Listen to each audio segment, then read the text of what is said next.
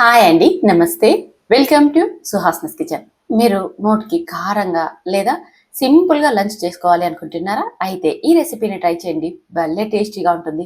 దీనికోసం స్టవ్ మీద కడాయి పెట్టుకొని అందులోకి ఒక 2 స్పూన్ల దాకా నూనెను వేయండి. నూనె కాస్త వేడెక్కాక ఇందులోకి ఒక 3 స్పూన్ల దాకా వేరుశనగ విత్తనాలు వేసి క్రిస్పీగా అయ్యే వరకు వేయించండి. తర్వాత 1 స్పూన్ మినపప్పు, పావు టీ స్పూన్ ఆవాలు, హాఫ్ టీ స్పూన్ జీలకర్రను వేసి ఈ పోపు దినుసులన్నీ క్రిస్పీగా అయ్యేంత వరకు వేయించండి. లో ఫ్లేమ్లో వేయిస్తే ఇవన్నీ మంచిగా వేగిపోతాయి. తర్వాత ఇందులోకి 1 స్పూన్ అల్లం వెల్లుల్లి పేస్ట్, అలాగే కొద్దిగా కరివేపాకును వేసేసుకొని ఈ అల్లం వెల్లుల్లి పేస్ట్ని కూడా కొన్ని సెకండ్ల పాటు వేయించుకోవాలి. ఇది బాగా వేగిపోయాక ఇప్పుడు ఇందులోకి ఒక హాఫ్ టీ స్పూన్ దాకా చిల్లీ పౌడర్ లేదా మీరు తినగలిగే కారం బట్టి వేసుకోండి.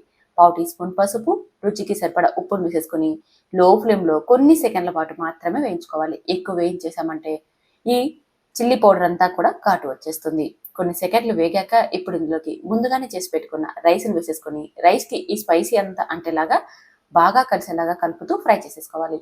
ఇలా కలిపేటప్పుడు మంటని హై ఫ్లేమ్లోకి టర్న్ చేసేసుకొని 3 నుంచి 4 నిమిషాల పాటు బాగా కలుపుతూ ఫ్రై చేసామంటే రైస్కి ఈ స్పైసీ అంతా బాగా అంటుకుంటుంది. తర్వాత కొద్దిగా కొత్తిమీర తరుని ఒక ఉల్లిపాయని నైస్గా పొడవుగా కట్ చేసుకొని వేసేసుకోండి.